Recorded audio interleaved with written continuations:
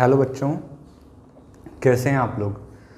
तो चलिए आज हम लोग अपनी केमिकल बॉन्डिंग चैप्टर के अगले लेक्चर की तरफ मूव करते हैं। तो पिछली क्लासेस तक हम लोग पढ़ चुके थे कोवेलेंट बॉन्ड क्या होता है, कोवेलेंट बॉन्ड की प्रॉपर्टीज़ क्या क्या होती हैं, और आयनिक बॉन्ड उसके पहले हम लोग पढ़ चुके थे।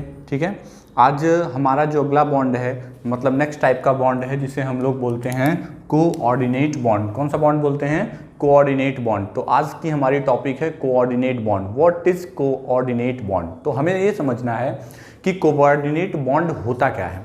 ठीक है, देखिए कोऑर्डिनेट बॉन्ड समझने के लिए आपको दो चीज़ों को समझना बहुत इंपॉर्टेंट होगा, एक लेविस एसिड और एक लेविस बेस। आपको बताएं कि आप क्लास 10th में लेविस एसिड और लेविस बेस टॉपिक ऑलरेडी पढ़ चुके हैं। लेविस एसिड क्या होते हैं, लेविस बेस क्या होते हैं, ये क्लास 10th में आपको ऑलरेडी पढ़ाया जा चुका है। फिर भी हम एक बार आपको फिर से बताते हैं what is Lewis acid and what is Lewis base. समझिए, आज हम बात करने वाले हैं, पहली जो वर्ड आता है लेविस एसिड क्या होते हैं। तो बेटा लेविस एसिड किससे कहते हैं? लेविस एसिड कहते हैं those type of acid which have ability to donate lone pair of electron is called Lewis acid। ऐसे एसिड जिनके पास लोन पेयर इलेक्ट्रॉन को डोनेट करने की एबिलिटी होती है उसे हम क्या बोलते हैं? लेविस एसिड कहते हैं। यानी हम इसको सिंपल में लिख सकते हैं डोनर ऑफ लोन पेयर। यानी लोन पेयर डोनर को क्या बोलते हैं? लेविस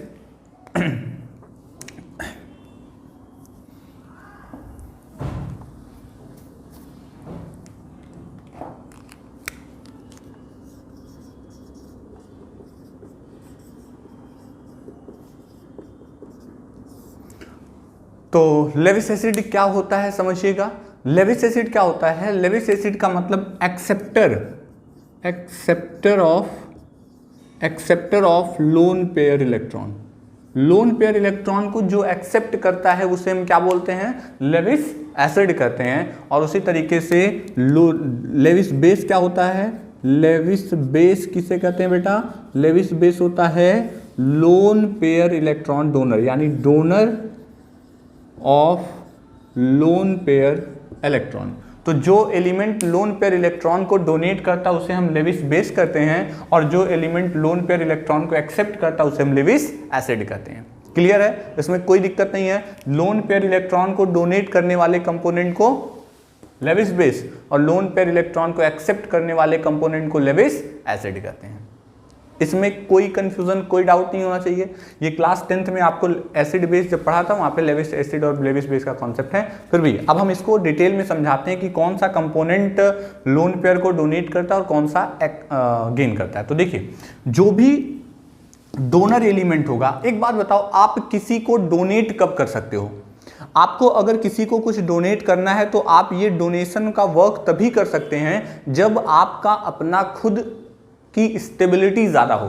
पता चलता है हमारे पास खाने के लिए खुद नहीं है तो हम किसी को डोनेट कैसे कर सकते हैं? हमें डोनेट करने का मतलब मेरी चीज़ें, मेरी जो रिक्वायरमेंट है वो फुलफिल्ड होनी चाहिए। जब मुझे जितना चाहिए अगर उतना रहेगा, उसके बाद मेरे पास बचा हुआ है तो वो जो बची हुई क्वांटिटी है उसको हम डोनेट कर देंगे, किसी को दे देंगे, तो हम कहेंगे कि ये डोनेशन हो सकता है। लेकिन जितना हमें चाहिए हमारे पास उतना ही नहीं है तो हम किसी को डोनेट कैसे कर सकते हैं? तो बेसिक फंडा ये है कि डोनर वही होगा ऑक्टेट ऑफ लेविस। ध्यान रखिएगा, जो भी लेविस होगा, octet of Lewis base must be completed. यानी जो भी लेविस बेस होगा उसका ऑक्टेट कंप्लीट होना चाहिए and possessed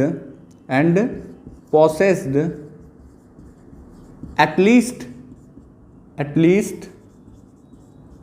one lone pair electron। यानी एक तो उसका ऑक्टेट कंप्लीट होना चाहिए और दूसरा कम से कम उसके पास एक लोन पेयर इलेक्ट्रॉन होना चाहिए। तो आप फिर से समझ लीजिए कि लेविस बेस किसे कहते हैं? लेविस बेस कहते हैं donor of loan pair electron. Loan pair electron के डोनर को लेविस बेस कहते हैं। लोन पेयर क्या होता है इससे प्रीवियस लेक्चर में हम समझा चुके हैं आपको लोन पेयर क्या होता है। ठीक है, अब ऑक्टेट ऑफ लेविस बेस, जो भी लेविस बेस होगा उसका ऑक्टेट क्या होना चाहिए? कंप्लीट होना चाहिए और उसके पास एटलीस्ट एक लोन पेयर इलेक्ट्रॉन होना चाहिए। आइए कुछ एग्जाम्पल से समझते हैं। फॉर एग्जाम्पल से समझते हैं कि अगर मैं कहूँ कि अमोनिया, तो अमोनिया क्या लेविस बेस का काम कर सकता है? तो नाइट्रोजन का एटॉमिक नंबर 7 होता है, तो 2 और 5। अब बताओ इसके आउटर मोस्ट सेल में कितने इलेक्ट्रॉन पाए जा रहे हैं? 5 इलेक्ट्रॉन। कितने बॉन्ड का फॉर्मेशन किया है? 3। इसका मतलब 5 में से 3 इलेक्ट्रॉन तो बॉन्ड फॉर्मेशन में यूटिलाइज हो गए। क्या अभी भी उसके पास 2 बचे हैं ना? तो जो 2 बचे हैं वही तो लोन पेयर हैं। मैं आपको फिर से इसका बता देता हूँ, एक बार ऑलरेडी बता चुका हूँ। नाइट्रोजन का एटॉमिक नंबर 7 है, तो 1s2 2s2 एंड 2p क्या 3 हो जाएगा। अब बताओ यहाँ से अगर हम देखें तो s में कितने इलेक्ट्रॉन आ रहे हैं? 2 इलेक्ट्रॉन आ रहे हैं। p में कितने हैं? 3 इलेक्ट्रॉन हैं। तो अब ये जो सिंगल इलेक्ट्रॉन है ये तो बॉन्ड फॉर्मेशन में चले गए। किसके साथ? यहाँ भी हाइड्रोजन, यहाँ भी हाइड्रोजन, यहाँ भी हाइड्रोजन, यानी इन तीनों में ये हाइड्रोजन के साथ बॉन्डेड हो गया। और ये जो लोन पेयर, ये जो पेयर्ड इलेक्ट्रॉन दिख रहा है, इसी को हम बोलते हैं लोन पेयर इलेक्ट्रॉन। तो बताओ कितने लोन पेयर इलेक्ट्रॉन हैं? 1। और कितने बॉन्ड पेयर बन गए? 3। अब अगर मैं बनाऊं, इसको स्ट्रक्चर बनाऊं, तो आप देखो ये नाइट्रोजन हो गया, 1 हाइड्रोजन, 2 हाइड्रोजन, 3 हाइड्रोजन। कितने हाइड्रोजन हो गए? 3। अब बताओ ये 2 इलेक्ट्रॉन फ्री में है, यानी लोन पेयर है, इनको एक साथ आप दिखा दो, पेयर्ड फॉर्म में है। अब अगर मैं चेक करूं इनका ऑक्टेट, तो ये देखो 1 यहाँ है, 1 यहाँ है, 1 यहाँ है, 3 तो ये हो गए और 2 उधर है, 5 इसके नाइट्रोजन के हो गए। और हाइड्रोजन के चेक कर लो, 1 यहाँ है, 1 यहाँ है, 1 यहाँ है, तो 3 हाइड्रोजन के। अब अगर मैं आपको काउंट कराऊं नाइट्रोजन का, तो आप देखिए नाइट्रोजन का ऑक्टेट कंप्लीट है कि नहीं, काउंट करिए। 5 इसके पास थे, 6 7 8 इलेक्ट्रॉन इसके हो चुके हैं, ऑक्टेट कंप्लीट हो चुका है। और रही बात हाइड्रोजन की, तो इन सारे हाइड्रोजन का डुप्लेट भी पूरा हो चुका है। तो इसका मतलब मॉलिक्यूल पूरी तरीके से क्या है? स्टेबल है, यानी इसमें किसी भी टाइप की कोई प्रॉब्लम नहीं है। अब क्या कर सकता है? ये अपने लोन पेयर इलेक्ट्रॉन को डोनेट कर सकता है, इसी को बोलते हैं लोन पेयर। तो ये लोन पेयर है, यानी इसके पास कैपेबिलिटी है, तो ये क्या बन सकता है? ये बन सकता है लेविस बेस। अब फिर से समझ लो, लेविस बेस मैंने क्या बताया? लेविस बेस उसे कहते हैं जो donor of loan pair electron हो, यानी जो एलिमेंट लोन पेयर इलेक्ट्रॉन को डोनेट करता है वो उसे हम बोलते हैं Lewis base.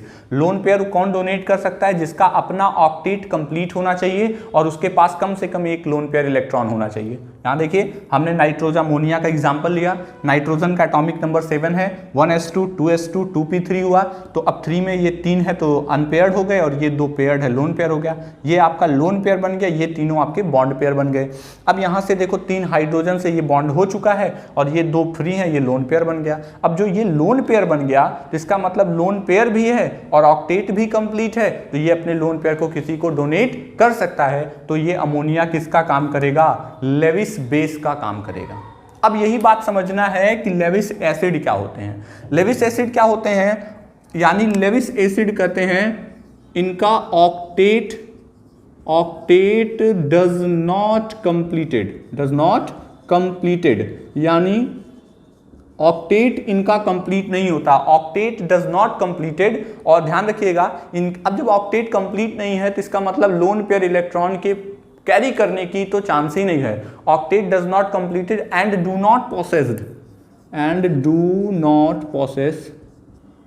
Not possess any lone pair electron, यानी इसका ऑक्टेट भी कंप्लीट नहीं होता है और इसके पास कोई भी लोन पेयर इलेक्ट्रॉन भी नहीं होता है। तो ऐसे कंपोनेंट जिनका ऑक्टेट कंप्लीट ना हो और उनके पास कोई लोन पेयर इलेक्ट्रॉन ना हो, वो कहलाते हैं लेविस एसिड, और जिनका ऑक्टेट कंप्लीट हो और उनके पास लोन पेयर इलेक्ट्रॉन हो, वो कहलाते हैं लेविस बेस। आपको नहीं समझ में आया Lewis acid Lewis base? Clear है सबको? इसका एग्जाम्पल देख लेते हैं लेविस बेस का। तो अगर हम लेविस बेस का एग्जाम्पल देख लें, जैसे हम लोग दूसरा एग्जाम्पल ले लेते हैं BF3, that is called boron trifluoride. क्या बोलते हैं? बोरॉन ट्राईफ्लोराइड, BF3 बोला जाता है। अब अगर मैं BF3 की बात करूं बोरॉन ट्राईफ्लोराइड में, तो बोरॉन का एटॉमिक नंबर कितना होता है? सबसे पहले आता है हाइड्रोजन, फिर हीलियम, फिर लिथियम, फिर बेरिलियम, फिर बोरॉन। यानी अगर हम बोरॉन की बात करें तो 5वें नंबर पे आ रहा है, तो इसका एटॉमिक नंबर कितना हो गया? 5। तो 5 में 1s2 2s2 एंड 2p1। अब अगर यहाँ से देखें तो ये ग्राउंड स्टेट में है, इसके पास लोन पेयर इलेक्ट्रॉन ये हो गया, और ये p में 3 ऑर्बिटल होते हैं, तो 1 में इलेक्ट्रॉन है, 2 खाली हैं। मैं आपको पहले भी बता चुका हूं कि कोई भी एलिमेंट तब तक लोन पेयर प्रोसेस नहीं करता जबकि उसके सारे ऑर्बिटल में एटलीस्ट सिंगल इलेक्ट्रॉन ना हो जाए। तो ये इसका ग्राउंड स्टेट है। एक्साइटेड में जाएगा तो ये वाला इलेक्ट्रॉन जंप करके यहाँ चला जाएगा, तो जब ये वाला इलेक्ट्रॉन यहाँ चला जाएगा तो यहाँ ये खाली हो जाएगा और इसमें इलेक्ट्रॉन हो जाएंगे। तो कितने बॉन्ड पेयर बन गए? 3 बॉन्ड पेयर बन गए। तो 3 बॉन्ड पेयर बनने से मतलब 3 फ्लोरीन से कंबाइंड हो जाएगा। अब बताओ 3 फ्लोरीन से कंबाइंड हो गया तो ये तो हो गया, अभी ये खाली है तो यहाँ पर क्या आएगा? लोन पेयर आएगा। क्या आएगा बेटा? लोन पेयर आएगा। यानी अगर कोई एलिमेंट इसको लोन पेयर इलेक्ट्रॉन डोनेट करता है तो वो इसके इसी ऑर्बिटल में अवेलेबल हो जाएगा। यानी जब लोन पेयर देगा तो इस ऑर्बिटल में उसका लोन पेयर अवेलेबल हो जाएगा। तो अब देखिए, अगर हम इसका मतलब BF3 का स्ट्रक्चर बनाए तो ये बोरॉन हो गया और इसके साथ 3 फ्लोरीन ये अटैच्ड हो गए।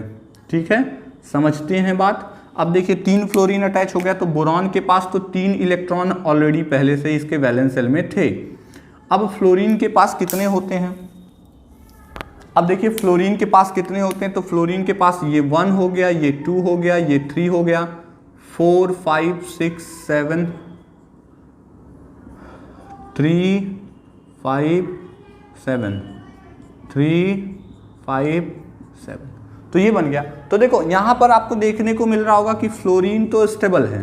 फ्लोरीन क्या है बेटा? स्टेबल है। फ्लोरीन में कोई प्रॉब्लम नहीं है। प्रॉब्लम किसके साथ है? बोरॉन के साथ। आप चेक करिए कि बोरॉन के वैलेंस शेल में केवल 3 इलेक्ट्रॉन है। तो ऑक्टेट डज नॉट कंप्लीट, यानी ऑक्टेट क्या है? इनकम्प्लीट है। तो ऑक्टेट इनकम्प्लीट है, तो अगर इसका ऑक्टेट इनकम्प्लीट है तो ये अपने लोन पेयर इलेक्ट्रॉन को क्या करेगा? एक्सेप्ट करेगा। और लोन पेयर इलेक्ट्रॉन एक्सेप्ट करेगा तो इसे हम बोलेंगे लेविस एसिड। तो यानी जो लोन पेयर इलेक्ट्रॉन एक्सेप्ट कर रहा है वो लेविस एसिड होता है और जो लोन पेयर इलेक्ट्रॉन डोनेट कर रहा है वो लेविस बेस होता है। इसमें कोई दिक्कत नहीं है। एक बार फिर से हम लोग समझ जाते हैं। मैंने कहा कोऑर्डिनेट बॉन्ड समझने से पहले हमको थोड़ा सा समझना पड़ेगा कि लेविस एसिड क्या होते हैं और लेविस बेस क्या होते हैं। मैंने कहा लेविस एसिड ऐसे कंपोनेंट होते हैं जो acceptor of loan pair electron होते हैं। लोन पेयर इलेक्ट्रॉन एक्सेप्ट करने का मतलब हुआ कि उनका ऑक्टेट कंप्लीट नहीं होगा और उनके पास कोई भी लोन पेयर इलेक्ट्रॉन भी नहीं होगा। लेकिन जो लेविस बेस होते हैं उनका donor of loan pair electron होते हैं और जब डोनेट करेंगे तो इनका अपना का ऑक्टेट कंप्लीट होगा और उनके पास एटलीस्ट एक लोन पेयर इलेक्ट्रॉन भी अवेलेबल होंगे। अब अगर अमोनिया की बात करें तो अमोनिया में नाइट्रोजन का एटॉमिक नंबर 7 है, तो 7 का मतलब 1s2 2s2 2p3 हो जाएगा। अब ये 3 और ये 2, ये देखो यहाँ 2 है, ये 3 है, तो 3 से ये बॉन्डेड हो गए और ये 2 इलेक्ट्रॉन ब्रिज हो गए। तो इस तरीके से अब ये लोन पेयर बन गया और ये 3 बॉन्ड पेयर बन गए। तो देखो इसके पास लोन पेयर भी और 3 बॉन्ड पेयर हैं, तो इसका मतलब ये लेविस बेस हो गया। बोरॉन, अगर यहीं लेविस एसिड में BF3 की बात करें तो बोरॉन के एटॉमिक नंबर, ये ग्राउंड स्टेट में 2 होता है, यहाँ 1 होता है। एक्साइटेड में जाएंगे यहाँ भी 1, यहाँ 2, तो ये 2 का मतलब ये हो गया, 1 ये हो गया, 3, ये देखो 3 बॉन्ड बन गए और इस तरीके से ये लेविस एसिड। तो आप लोग इसको नोट कर लीजिएगा, लेविस एसिड और लेविस बेस क्या होते हैं, इसको तुरंत कॉपी कर लीजिए। ठीक है, चलिए अब हम समझते हैं कि कोऑर्डिनेट बॉन्ड किसे कहते हैं। तो कोऑर्डिनेट बॉन्ड समझने के लिए हम आगे बढ़ते हैं। चलिए अब हम समझते हैं कि कोऑर्डिनेट बॉन्ड क्या होता है। कोऑर्डिनेट बॉन्ड किसे कहते हैं वो समझते हैं। कोऑर्डिनेट बॉन्ड क्या होता है? The bond that are formed between Lewis acid and Lewis base are called coordinate bond. फिर से एक बार बोलता हूं, the bond that are formed between Lewis acid and Lewis base are called coordinate bond. ऐसा बॉन्ड जो Lewis acid और Lewis base के बीच में बनता हो उसे हम क्या बोलते हैं? कोऑर्डिनेट बॉन्ड कहते हैं। चलिए समझते हैं कैसे। तो कोऑर्डिनेट बॉन्ड क्या हमने बताया? कोऑर्डिनेट बॉन्ड बताया हमने, the bond formed between Lewis acid and Lewis base. तो जो लेविस एसिड और लेविस बेस के बीच में जो बॉन्ड बनता है उसे हम कौन सा बॉन्ड कहते हैं? कोऑर्डिनेट बॉन्ड कहते हैं। दूसरी पॉइंट, इसको किससे रिप्रेजेंट करते हैं? Represented by arrow. ठीक, अब अगला point, head of arrow towards acceptor and tell towards donor। अब आपको पता है ना, डोनर जो होगा, जो डोनर होगा वो क्या होगा, लेविस बेस, जो एक्सेप्टर होगा लेविस एसिड। तो ध्यान रखिएगा। तो ये अगला पॉइंट बन गया, ठीक है, कोई कंफ्यूजन नहीं है। डोनर एटम, डोनर मॉलिक्यूल या एटम जो भी कर लीजिए, मॉलिक्यूल पोसेस स्लाइटली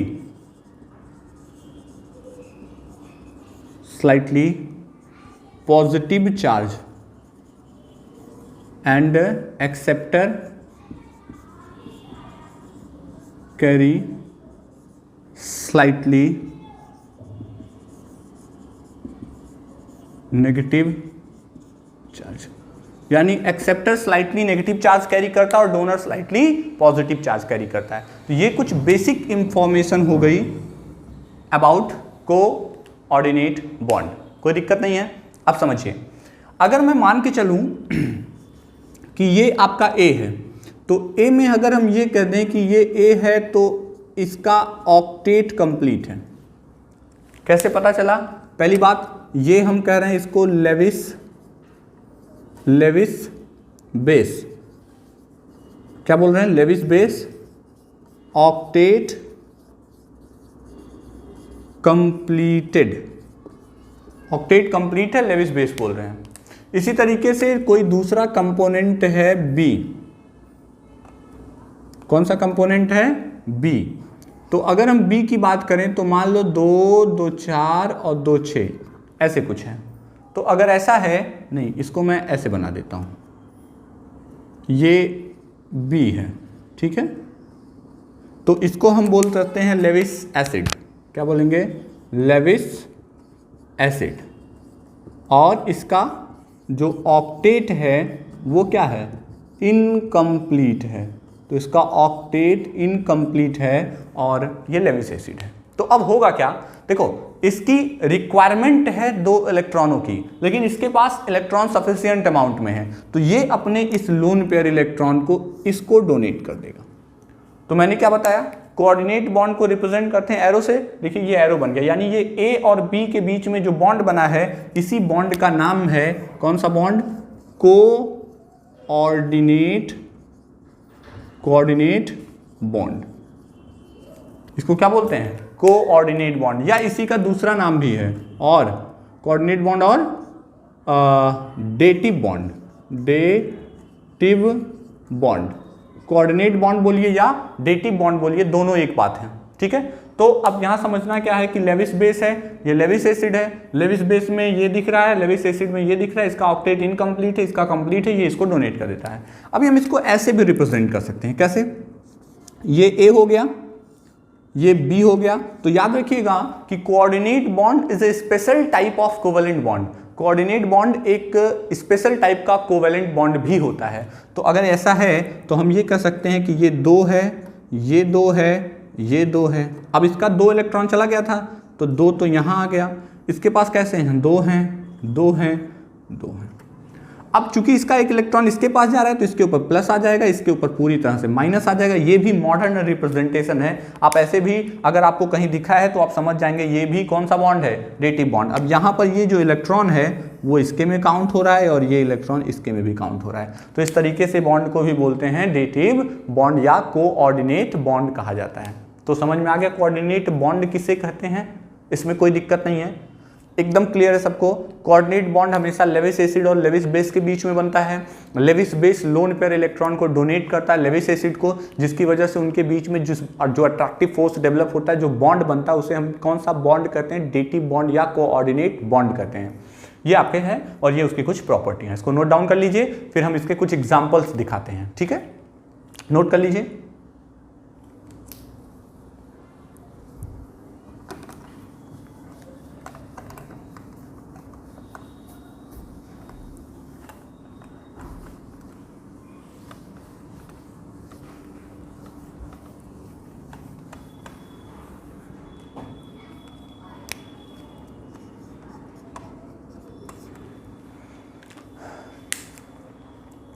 चलिए एग्जाम्पल देखते हैं। एग्जाम्पल में हम देखेंगे कि कैसे कोऑर्डिनेट बॉन्ड का फॉर्मेशन हो रहा है। एग्जाम्पल में पहला है NH4+, इसका नाम है अमोनियम आयन। क्या बोलते हैं? Ammonium ion. अब नाइट्रोजन के बारे में मैं अभी बताया था, तो नाइट्रोजन के पास 5 बॉन्ड्स होते हैं, 1 2 3 4 5। ये नाइट्रोजन के हो गए। 4 हाइड्रोजन है, 1 2 3। अब यहाँ पे एक सोचने की बात है कि इस पूरे मॉलिक्यूल के ऊपर एक पॉजिटिव चार्ज आ रहा है। इसका मतलब रूल के अकॉर्डिंग अगर देखा जाए तो रूल के अकॉर्डिंग इनके पास एक इलेक्ट्रॉन कम होना चाहिए। एक इलेक्ट्रॉन कम होगा, मतलब कोई एक ऐसा हाइड्रोजन आया है जिसके पास इलेक्ट्रॉन अवेलेबल नहीं है। तो एक हाइड्रोजन आपका कैसा हो गया?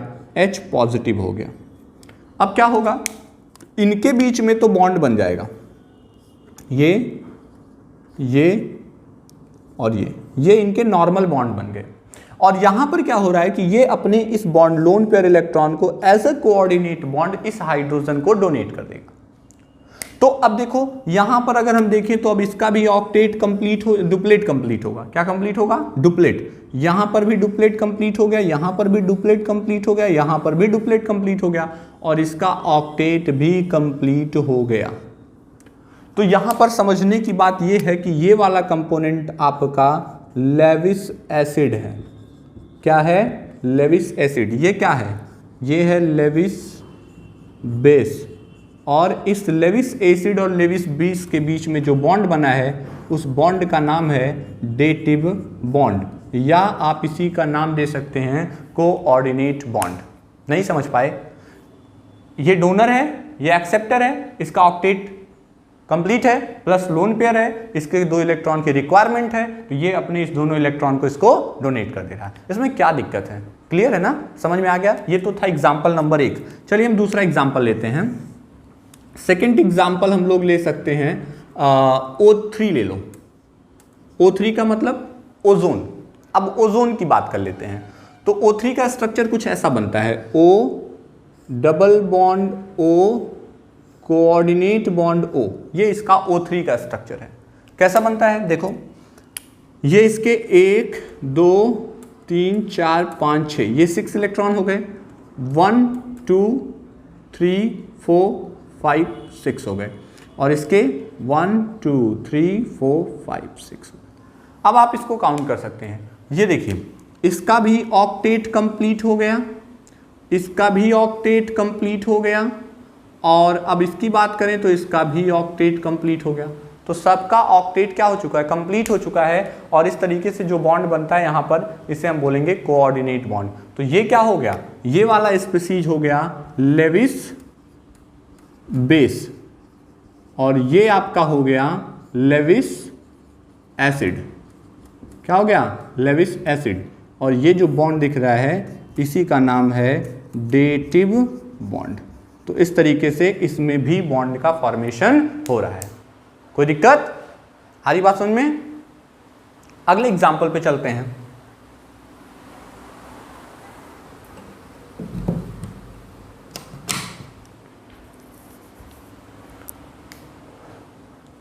चलिए अगले एग्जाम्पल पे चलते हैं। तो अगला एग्जाम्पल हमारा है, नेक्स्ट एग्जाम्पल हम लोग ले सकते हैं। एक हमने ले लिया आपका NH4+ ले लिया, हमने O3 ले लिया।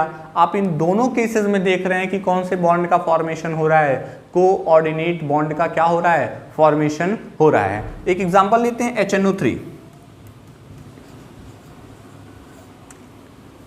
या हम अमोनिया और BF3 के बीच में देख लेते हैं। एक अमोनिया और BF3 के बीच में NH3 एंड BF3, इनके बीच में देख लेते हैं।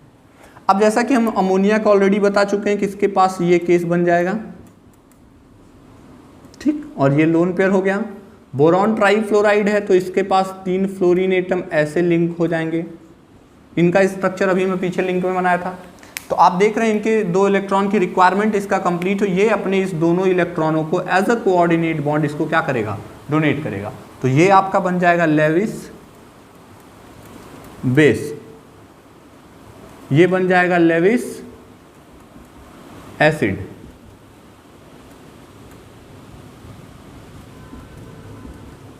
और ये जो बॉन्ड है इसे बोलते हैं कोऑर्डिनेट बॉन्ड। ठीक, क्लियर है? इस बॉन्ड में भी स्लाइटली आयनिक कैरेक्टर होता है, कुछ परसेंटेज में आयनिक कैरेक्टर इसमें भी होता है, क्योंकि आपको पता नहीं यहाँ पे डोनेशन और एक्सेप्टेंस हो रहा है। हमेशा मॉलिक्यूल कोऑर्डिनेट बॉन्ड का फॉर्मेशन नहीं करना चाहता, क्योंकि जानते हो कोई भी ऐसी बॉन्डिंग, ऐसी शेयरिंग नहीं करना चाहता जिसमें सब कुछ उसी का लग रहा हो। देखो शेयरिंग करते हैं तो चलो मेरा और आपका दोनों का लगे, अगर किसी एक का ही सब कुछ लग रहा है तो ऐसे केसेस में वो शेयरिंग करना नहीं चाहता। इस बॉन्ड में जो शेयरिंग होती है इलेक्ट्रॉनों की, उसमें दोनों इलेक्ट्रॉन कोई पर्टिकुलर एक ही मॉलिक्यूल डोनेट कर रहा है, इसलिए यहां पर कौन सा बॉन्ड नहीं बनना चाहता, कौन सा नहीं होना चाहता है, कोऑर्डिनेट बॉन्ड का फॉर्मेशन जल्दी नहीं होना चाहता। तो ध्यान रखिए ज्यादातर सेकेंड पीरियड तक के एलिमेंट ही कोऑर्डिनेट बॉन्ड का फॉर्मेशन करते हैं, उसके बाद जाने पर कोऑर्डिनेट बॉन्ड फॉर्मेशन की चांसेस जो होते हैं वो कम होने लगते हैं। क्लियर है सबको, समझ में आया? तो ये हमारा कंप्लीट हुआ कोऑर्डिनेट बॉन्ड। कोई डाउट नहीं है किसी को? अब हमारा अगला टॉपिक है, नेक्स्ट है फॉर्मल चार्ज। तो अब हम अगले लेक्चर में पढ़ेंगे व्हाट इज फॉर्मल चार्ज और फॉर्मल चार्ज कैसे कैलकुलेट करते हैं। क्या आपको कोऑर्डिनेट बॉन्ड में कोई दिक्कत हुई? नहीं, अगर होती है तो बिल्कुल पूछिएगा। ठीक है, थैंक यू।